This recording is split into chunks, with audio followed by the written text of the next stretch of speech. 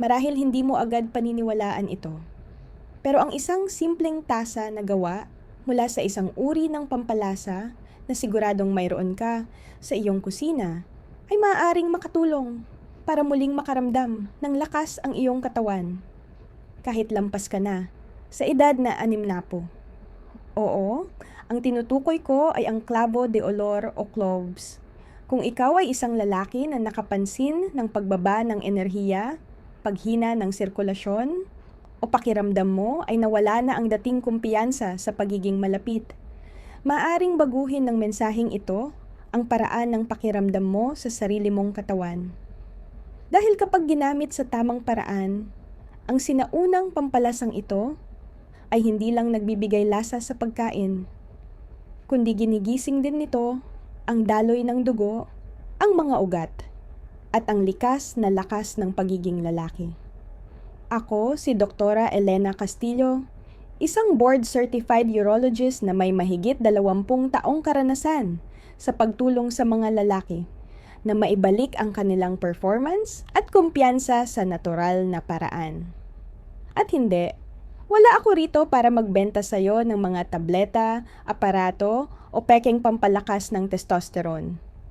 Sa halip, nais kong ipakita sa iyo ang isang natural at siyentipikong paraan para muling pasiglahin ang iyong katawan, simula pa ngayong gabi.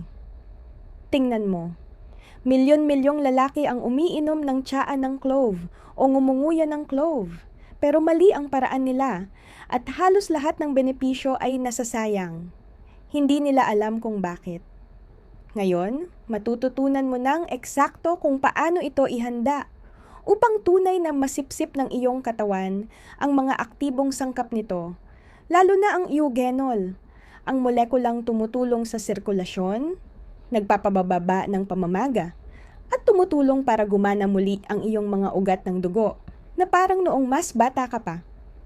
Ipapaliwanag ko rin kung paano nauugnay ang tubig ng clove sa testosterone, sa kalusugan ng prostate, at sa maayos na pagtunaw ng pagkain. At kung bakit ang pinakamalaking pagkakamali ng karamihan sa mga lalaki ay ang pag-inom nito sa maling oras. Kaya manatili ka hanggang dulo dahil ipapakita ko sa iyo ang isang simpleng ritual sa gabi na maaaring magparamdam sa iyo na parang bumata ka ng 10 kahit 20 taon nang walang gamot, walang side effects, isang tamang gawi lang sa tamang paraan. Simulan natin sa kung ano talaga ang nangyayari sa loob ng iyong katawan. Kapag nagsisimula ng mawala ang lakas pagkatapos ng edad na 60, kapag ang isang lalaki ay umabot na sa kanyang 50 taon o 60 taon, may malalim na pagbabagong nangyayari sa kanyang katawan.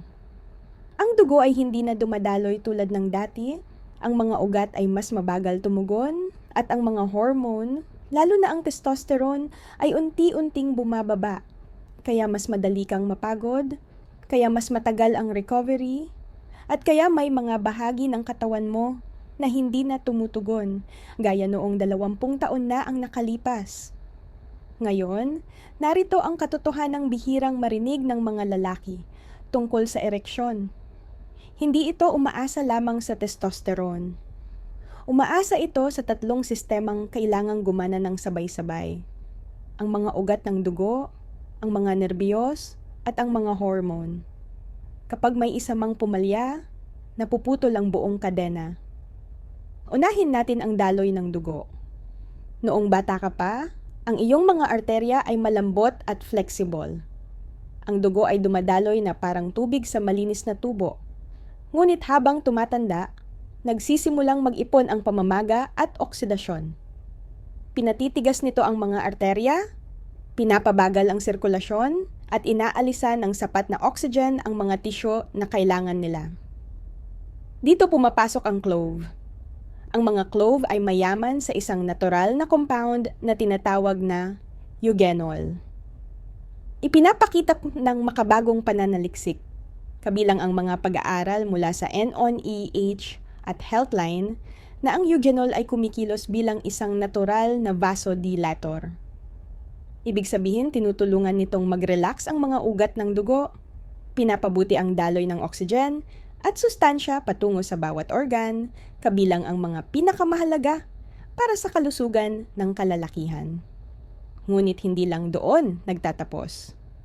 Ang clove ay may mataas na dami ng manganese, isang mahalagang mineral na ginagamit ng katawan para sa produksyon ng testosterone. Hindi ito direktang gumagawa ng testosterone, ngunit tinutulungan nito ang mga enzyme na responsable sa paggawa nito. Para itong pagbibigay ng spark plug sa iyong katawan para umandar muli ang makina. Bukod pa rito, nilalabanan din ng clove ang pamamaga. Kahit ang maliliit na pamamaga sa mga ugat ng dugo ay maaaring humarang sa maayos na komunikasyon sa pagitan ng iyong utak at ng mga reproductive nerves. Ang mga antioxidants sa clove ay nagne-neutralize ng mga free radicals na sumisira sa lining ng mga ugat ng dugo. Kaya muling nakakakilos ng natural ang iyong sistema. Ngayon, pag-usapan naman natin ang mga nerbiyos. Ang mga nerbiyos mo ay parang mga kable ng kuryente. Sila ang nagpapadala ng mga mensahe ng pagnanasa, kontrol, at sensasyon. Kapag gumanda ang sirkulasyon, mas maraming oxygen at sustansya ang natatanggap ng mga nerbiyos na ito, kaya bumabalik ang mas malakas at mas maaasahang mga tugon. Iyan ang dahilan kung bakit maraming lalaking gumagamit ng tubig ng clove sa tamang paraan ang nakapapansin hindi lamang ng dagdag na enerhiya, kundi pati ng unti-unting pagbabalik ng kumpiyansa, sigla, at gana. Kaya kung minsan ay napatanong ka kung bakit bumaba ang iyong enerhiya, kung bakit nawala ang dating lakas sa umaga, o kung bakit mas matagal na ang recovery pagkatapos ng pagiging malapit, hindi lang ito dahil sa edad. Ito ay tungkol sa biyolohiya. At ang magandang balita, maaari mong suportahan ang mga sistemang ito sa natural na paraan. At ngayon, makikita mo kung paano eksaktong ginagawa iyon ng tubig ng clove. At kung bakit ang mga benepisyo nito ay lampas pa sa usapin ng performance. Maging malinaw tayo. Ang clove ay hindi isang mahiwagang lunas, pero isa ito sa pinaka-concentrated na natural na pinagmumulan ng kapangyarihang pangkalusugan. Sa loob ng maliit na pampalasang ito, natuklasan ng mga siyentipiko ang mahigit 30 aktibong compound. Bawat isa ay tumutulong sa iba't ibang sistema ng iyong katawan upang gumana ng mas maayos. At kapag ininom mo ang tubig ng clove sa tamang paraan, ang mga compound na ito ay nagsisimulang magtrabaho ng magkakasama. Tahimik na ibinabalik ang balanse, lakas, at maayos na sirkulasyon ng iyong katawan. Una muna, ang immune system. Ang clove ay mayaman sa bitamina C at makapangyarihang antioxidants. Pinapalakas nito ang iyong mga white blood cells na siyang unang depensa ng katawan laban sa infection at pamamaga. Ibig sabihin nito, mas bihirang sipunin, mas mabilis na paggaling, at mas kaunting pakiramdam ng pagod. Ngayon naman, pag-usapan natin ang digestive system. Napatunayan na ang extract ng clove ay nakatutulong sa pag-stimulate ng digestive enzymes, kaya mas nagiging madali para sa katawan mong tunawin ang protina at taba. Dahil dito, mas mahusay mong nasisipsip ang mga sustansya. Napakahalaga nito lalo na sa mga lalaking lampas 6. Dahil kadalasan ay bumabagal ang pagtunaw ng pagkain sa edad na ito, at kapag mahina ang absorption, ang resulta ay mas kaunting enerhiya, panghihina ng kalamnan, at parang laging walang gana o sigla. Kasunod nito ang iyong atay, ang tahimik na bayani ng katawan na nagsasala ng lason, nagbabalance ng hormones, at nagpapanatiling stable ang blood chemistry mo. Ayon sa mga pananaliksik mula sa Healthline at PubMed, ang mga compound na matatagpuan sa clove ay maaaring sumuporta sa maayos na paggana ng atay at magpababa ng oxidative stress sa loob nito. Kapag mas maayos ang trabaho ng atay mo, mas gumaganda rin ang natural na metabolismo ng testosterone. At kung pag-uusapan ng hormones, Oo, ang tubig ng clove ay may papel din dito.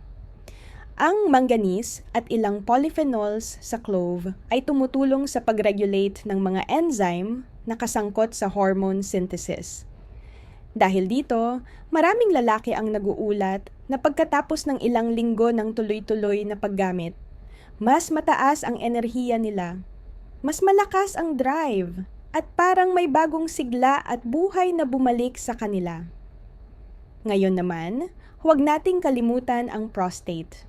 Ang eugenol at iba pang antioxidants sa clove ay nakatutulong magpababa ng pamamaga sa prostate gland. Kapag mas kalmado at mas malusog ang prostate, mas kaunti ang hirap sa pag-ihi. Mas bihira ang pagbangon sa gabi dahil sa ihi. At mas komportable ang pakiramdam sa pang-araw-araw. Ngunit marahil ang isa sa pinakahindi napapansin na benepisyo ay ang kontrol sa blood sugar. Habang tayo ay tumatanda, nagiging mas resistant sa insulin ang ating mga cells. Ibig sabihin, mas matagal nananatili ang asukal sa dugo at unti-unting sinisira nito ang mga ugat at nerbiyos. Sa paglipas ng panahon, ipinapakita ng mga pag-aaral tungkol sa clove extract na maaari nitong mapabuti ang insulin sensitivity. Kaya mas stable ang enerhiya mo sa buong araw. Ang lahat ng sistemang ito, immune system, digestion, atay, hormones, at blood sugar ay nagtutulungan para makabuo ng isang mahalagang resulta. Vitalidad. Iyong klase ng enerhiya na nagpaparamdam sa'yo na buhay ka ulit. Hindi ito yung artificial at nakakakabang enerhiya mula sa caffeine, kundi isang malalim na enerhiya sa antas ng cell na kinikilala ng katawan mo bilang sarili nito. Kaya nga palagi kong sinasabi sa aking mga pasyente, kapag inalagaan mo ang iyong sirkulasyon, digestion, atay at hormones, kusang nagsisimulang umayos ang lahat ng iba pa. Pati na ang mga bagay na akala mo ay tuluyan ng nawala. At iyan ang tunay na lakas ng clove, natural, banayad, at kamangha-manghang epektibo kapag ginamit ng tama. Pero narito ang problema. Karamihan sa mga lalaki ay sinisira ang lahat ng benepisyong ito dahil sa mga simpleng pagkakamaling madali namang iwasan. Sa susunod na bahagi, ipapakita ko sa iyo ang mga pinakakaraniwang maling ginagawa ng mga lalaki kapag umiinom ng tubig ng clove at kung paano mo maiiwasang masayang ang potensyal nito. Mahalaga ang bahaging ito dahil kahit gaano pa kalakas ang clove, kapag mali ang paggamit, halos wala ring epekto. Simulan natin sa unang pagkakamali, maling pagpapakulo. Maraming lalaki ang naglalagay lang ng ilang clove sa mainit na tubig. Hinihintay ng 2 minuto at iniisip na sapat na yon. Pero hindi sapat ang oras na yon para tuluyang lumabas at matunaw sa tubig ang eugenol, ang pangunahing aktibong compound. Sa totoo lang, parang umiinom ka lang ng tubig na may konting lasa. Hindi totoong clove extract. Para makuha ang resulta, kailangang pakuluan ang clove sa mahinang apoy nang hindi bababa sa 10 minuto at kailangang nakatakip ang lalagyan. Bakit? Dahil ang eugenol at iba pang antioxidants ay volatile, ibig sabihin madaling sumingaw. Kapag bukas ang takip, literal na lumilipad lang palabas sa hangin ang mga benepisyo. Ikalawang pagkakamali, ang pag-inom nito masyadong malapit sa oras ng pagtulog. Bahagyang pinapagana ng clove ang metabolismo at nervous system. Para sa ilang lalaki, nagre-resulta ito sa hirap makatulog. Kung sensitibo ka, mas mabuting inumin ito 1 hanggang 2 oras bago matulog, hindi mismo bago humiga. Ikatlong pagkakamali, ang paniniwalang mas marami ay mas mabuti. May mga lalaking umiinom ng sobrang dami, ngumunguya ng hilaw na clove, o gumagamit ng concentrated clove oil. Maaari nitong iritahin ang tiyan, magdulot ng pagduduwal, o kahit makaapekto sa atay. Tandaan, ito ay potent. Maliit na dami lang, basta tama ang paghahanda, ay sapat na. Ika-4 na pagkakamali, ang pag-asang may himala agad kinabukasan. Ang tubig ng clove ay hindi Viagra. Hindi ito ginawa para gumana sa loob ng isang gabi. Isa itong supportive habit na unti-unting ibinabalik ang balanse ng sirkulasyon, hormones, at enerhiya ng katawan. Isipin mo ito na parang pagtuna ng makina, hindi pag-apak ng todo sa silinyador. At panghuli, ikalimang pagkakamali, ang pagwawalang bahala sa mga posibleng interaction. Kung ikaw ay may diabetes, umiinom ng blood thinners, o may gamot para sa atay, kailangan mo munang kumonsulta sa doktor. Ang clove ay maaaring bahagyang magpababa ng blood sugar at magpalabnaw ng dugo dahil sa natural na katangian ng eugenol. Kapag ginamit ng tama, benepisyo ito. Pero kapag binalewala, maaari itong magdulot ng problema. Kaya balikan natin. Huwag pakuluan ng kulang sa oras. Huwag hayaang bukas ang takip. Huwag inumin ng sobrang late. Huwag susobra sa dami. At huwag laktawan ang payo ng doktor kung ikaw ay umiinom ng gamot. Kapag naiwasan mo ang mga pagkakamaling ito, ang tubig ng clove ay nagiging isang simple, ligtas, at epektibong bahagi ng iyong araw-araw na routine. Sa susunod na bahagi, ipapakita ko sa iyo ang eksaktong paraan ng paghahanda ng tubig ng clove, hakbang-hakbang, sa mismong paraang inirerekomenda ko sa aking mga pasyente. Para talagang ma-unlock mo ang bawat patak ng natural nitong lakas. Dito nagkakamali noon ang karamihan, at dito rin sila ngayon nagiging tama. Kapag sinunod mo ang mga hakbang na ito ng eksakto, makukuha mo ang tunay na lakas na nakatago sa bawat clove. Magsimula tayo sa simple. Kumuha ng isang tasa, mga 200 mililitro ng tubig. Gumamit ng 5 buong clove lamang, wala nang dagdag. Iyan lang ang kailangan mo. Unang hakbang, ilagay ang mga clove sa isang maliit na kaserola o sa isang tasang kayang tiisin ng init. Ikalawang hakbang, ibuhos ang tubig sa ibabaw ng mga ito. Ikatlong hakbang, takpan ito at saka pakuluin sa mahinang apoy. Hayaan itong kumulo ng dahan-dahan sa loob ng 10 minuto, walang pagmamadali. Mapapansin mo ang mainit at medyo maanghang na amoy. Iyan ang singaw ng eugenol. Panatilihin itong nakatakip para manatili ang mga singaw na yon sa loob ng tubig. Pagkatapos pakuluan, alisin ito sa apoy. Huwag munang buksan ang takip at hayaan itong magpahinga nang humigit kumulang 2 oras. Ang panahong ito ng pagpapalamig ay mahalaga dahil dito tuluyang natutunaw at humahalo sa likido ang lahat ng kapaki-pakinabang na langis. Kapag ito ay maligamgam na o nasa temperatura na ng paligid, salain mo ito at ilagay sa isang baso. Mapapansin mo ang isang malinaw na kulay amber. Iyan ang tamang itsura. Inumin mo ito ng dahan-dahan. Huwag mong lagukin na parang ordinaryong tubig. Hayaan mong unti-unting tanggapin at i-absorb ng iyong katawan. Ngayon, ang pinakamainam na oras para inumin ito ay 1 hanggang 2 oras bago matulog. Ito ang oras kung kailan natural na pumapasok ang katawan sa repair mode. Ang mga hormone ay nagsisimulang magbalance. Ang mga ugat ng dugo ay nagre-relax at ang iyong atay ay sinisimulan ang proseso ng detoxification. Napakagandang katuwang ng tubig ng clove sa prosesong ito. Kung ikaw ay sensitibo sa mga pampalasa, magsimula ka muna sa kalahati, 2 o 3 clove lang, at saka mo unti-unting dagdagan. At kung gusto mo ng mas banayad na lasa, maaari kang magdagdag ng manipis na balat ng lemon o isang maliit na piraso ng cinnamon. Ang kombinasyong ito ay nakakatulong pakalmahin ang digestive system at pinapabuti ang absorption ng hindi nagdadagdag ng asukal. Marami sa aking mga pasyenteng lampas 60 ang isinasabayang ritual na ito sa kaunting galaw sa gabi, tulad ng maikling paglalakad o banayad na pag-stretch. Nakakatulong ito sa pagtulak ng oxygen sa buong daluyan ng dugo at perpektong umaayon sa epekto ng clove sa sirkulasyon. Tandaan, hindi ito isang instant na solusyon. Isipin mo ito bilang isang gabi-gabing pag-aayos o pag-tune ng iyong katawan. Gawin mo ito ng tuloy-tuloy sa loob ng 3 hanggang 4 na linggo at mapapansin mo ang mas maayos na pagtunaw ng pagkain. Mas maiinit na kamay at paa at isang pakiramdam ng tuloy-tuloy at panloob na enerhiya.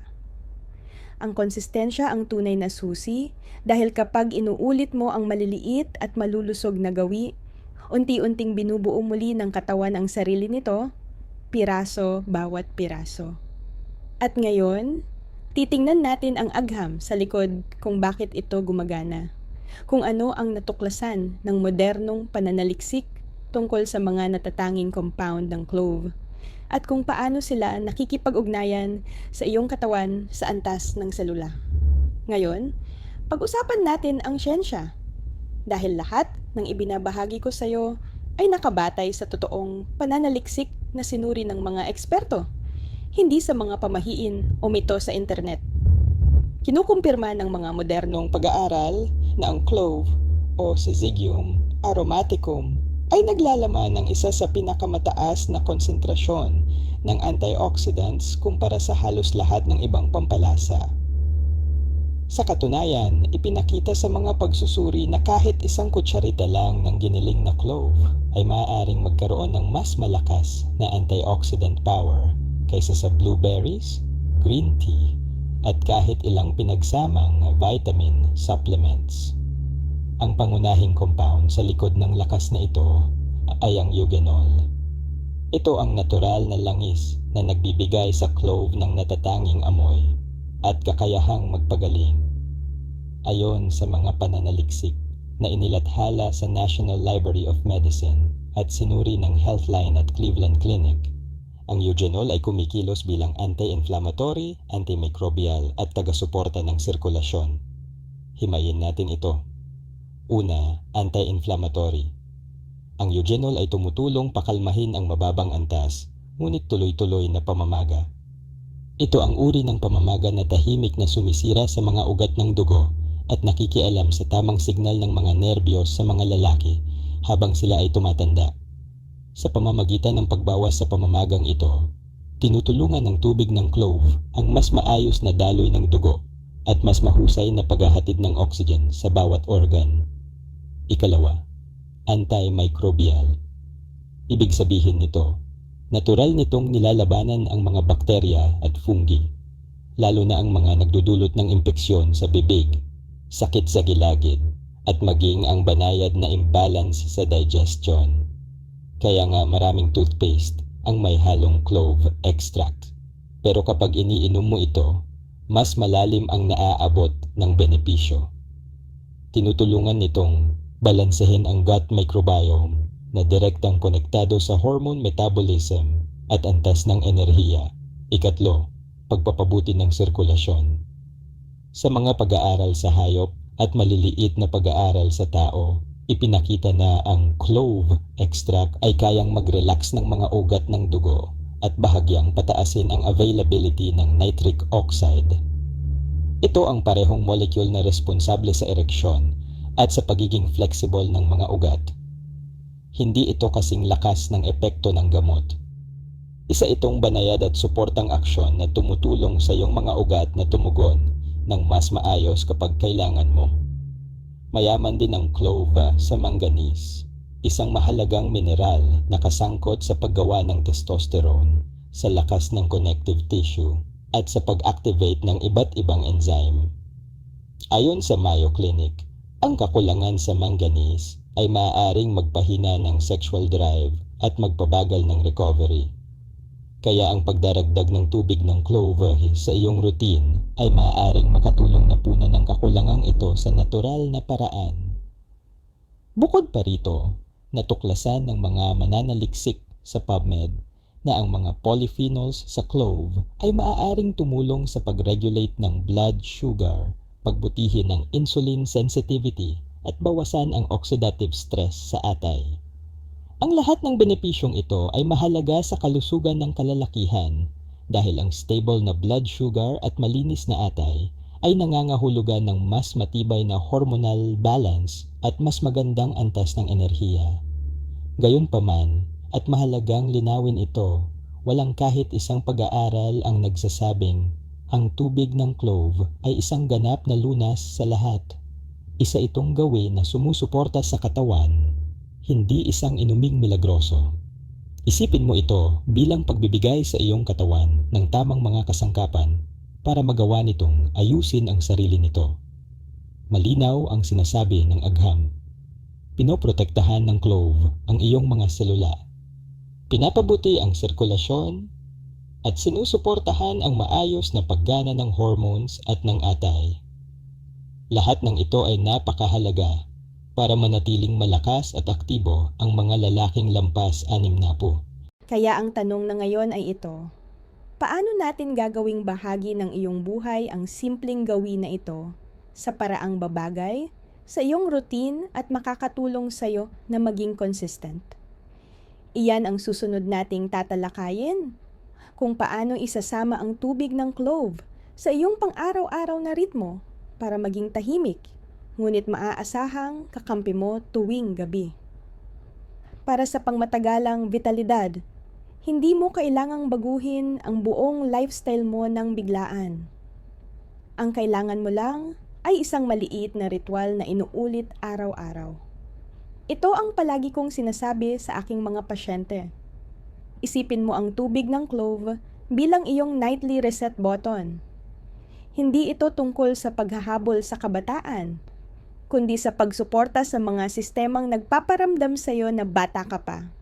Simulan mo ng simple. Tuwing gabi pagkatapos ng hapunan, maglaan ka ng 10 minuto para ihanda ang tubig ng clove sa parehong paraan na ipinakita ko kanina. Hayaan mo itong lumamig habang nagliligpit ka ng gamit o habang ginagawa mo ang maikling paglalakad mo. Pagkalipas ng humigit kumulang 2 oras, kapag ito ay maligamgam o nasa temperatura na ng paligid, humanap ng tahimik na sandali. Umupo, huminga ng malalim, at inumin mo ito ng dahan-dahan at may kapanatagan. Sa bawat lagok, hindi ka lang nagha-hydrate. Nagpapadala ka ng antioxidants sa iyong daluyan ng dugo at sinasabi mo sa iyong atay, sa iyong mga nerbiyos, at sa iyong mga ugat ng dugo na oras na para mag-ayos at mag-repair. Narito ang pinaka-epektibong schedule. Sa umaga, igalaw mo ang iyong katawan ng mga 20 minuto. Isang simpleng paglalakad, stretching, o magaang pag-jogging. Pinapanatili nitong gising at aktibo ang iyong daloy ng dugo. Sa maghapon, kumain ng malinis at mayaman sa fiber na pagkain. Magpokus sa mga gulay, lean protein, olive oil, at whole grains. Sinusuportahan nito ang parehong anti-inflammatory na epekto na ina-activate ng clove. Sa hapon o gabi, inumin ang iyong tubig ng clove. Iwasan ang mabibigat at matatabang pagkain bago ito inumin para mas mahusay na maabsorb ng iyong digestive system ang mga sustansya. Sa gabi, siguraduhing makatulog ka ng hindi bababa sa 7 oras. Dahil sa panahon ng malalim na tulog, naglalabas ang katawan ng growth hormones at sex hormones. Ito rin ang mga hormone na tinutulungan ng clove na magamit ng iyong katawan ng mas epesyente. Sa loob ng 1 hanggang 2 linggo, maaari kang magsimulang makapansin ng maliliit ngunit mahalagang pagbabago, mas mahimbing na tulog, mas maiinit na kamay at paa, mas kalmadong pakiramdam at marahil mas may lakas ka sa umaga. Ngunit bandang ika-4 na linggo, doon ko kadalasang naririnig mula sa maraming lalaki na may tunay na nagbago. Gumigising sila na parang buhay na buhay muli. Mas kumpiyansa. Mas sila mismo. Hindi ito mahika. Ito ay biyolohiya. Kapag gumanda ang sirkulasyon mo, mas maayos ang pagtunaw ng pagkain, mas mabilis na nailalabas ng atay ang mga toxins, at nagsisimulang magbalanse ang hormones. Unti-unting bumabalik sa maayos na takbo ang buong sistema ng iyong katawan. At kung talagang gusto mong palakasin pa ang epekto, maaari mong isabay ang tubig ng clove sa iba pang natural na suporta tulad ng beet juice sa umaga o magnesium glycinate bago matulog. Ang bawat isa ay tumutulong sa ibang aspeto ng iyong vascular at hormonal health. Nakita ko na ang ganitong routine ay tumulong sa mga lalaking akala nila ay tuluyan nang nawala ang kanilang enerhiya. Ngunit tandaan, ang mahalaga ay consistency, hindi intensity. Hindi kailangan ng sobra, kailangan lang ng tama, araw-araw. Ngayon, bago tayo magtapos, may isang bagay akong kailangang bigyang diin. Isang aral na napakaraming lalaki ang natututuhan ng huli na. Ang tunay na sikreto kung bakit gumagana ang mga ganitong gawi sa pangmatagalan ay hindi talaga tungkol sa clove mismo. Ito ay tungkol sa kung ano ang nangyayari kapag pinili mong alagaan muli ang iyong sarili. Yan ang pag-uusapan natin sa huling bahagi. Kung umabot ka rito, ibig sabihin may isang bahagi sa loob mo na handa nang magbago. Maging tapat tayo. Sa isang punto pagkatapos ng edad na 60, maraming lalaki ang tumitigil ng maniwala na maaari pa silang makaramdam ng lakas. Humihinto silang mag-invest sa sarili nila. Tinatanggap nila ang pagod, mahinang sirkulasyon, o mababang kumpiyansa bilang normal na bahagi ng pagtanda. Pero hindi kailangang ganoon. Ang totoo, hindi kailanman nakakalimot ang katawan mo kung paano maghilom. Kailangan lang nito ang tamang kondisyon, tamang sirkulasyon, tamang sustansya, at tamang mga gawi. Ang tubig ng clove ay simbolo lamang nito. Hindi ang pampalasa ang gumagawa ng milagro.